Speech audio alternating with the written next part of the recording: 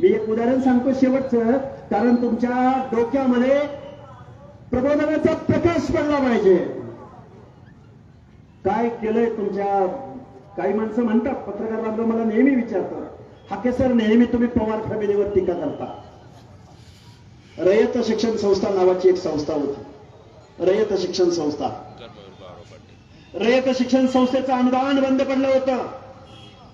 संत गाडगे बाबांनी सरकारकडे रद्दबदली केली.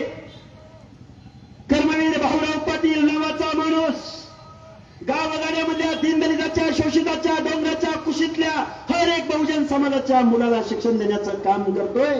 त्याचं अनुदान सुरू करा. त्यावेळी रयत शिक्षण संस्थेचा एक बायलॉज तयार झाला.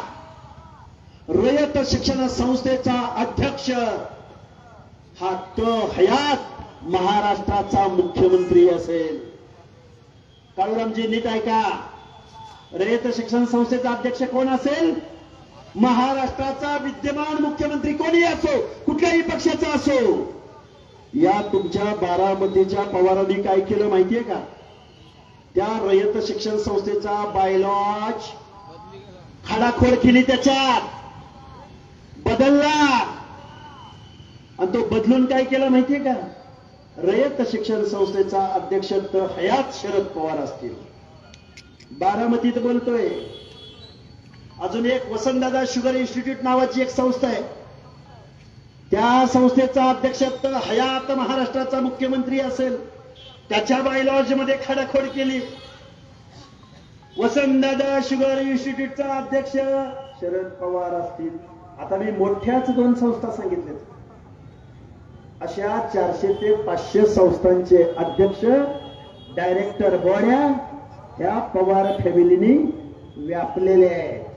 आणि हाच अजितदादा पवार म्हणतो की एका घरामध्ये 5-5 पोरं पीएचडी करतायत.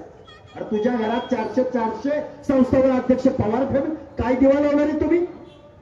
कुठलं आंदोलन उभं केलं तुम्ही? कुठली शेतकऱ्याची लढाई तुम्ही उभी केली? कुठल्या दीनदलिताला सामाजिक न्याय मिळाला पाहिजे म्हणून तुम्ही मोर्चा काढला?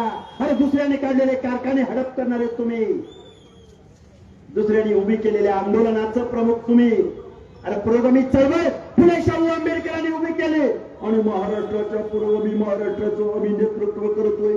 अरे काय अजितदादा पवार, बरोबर आहे का चुकीचं आहे? तुम्ही जो माणूस निवडून दिलाय तो या महाराष्ट्रामध्ये दलितांचा, ओबीसींचा कर्दन काय आहे हे सांगायला मी बारामतीमध्ये आलोय. आणि मला निमित्त उपलब्ध करून दिलंय काळूरामजींनी. काळूरामजी उभा नसता तर मी कशाला भाषण करायला तुमच्या समोर आलो असतो.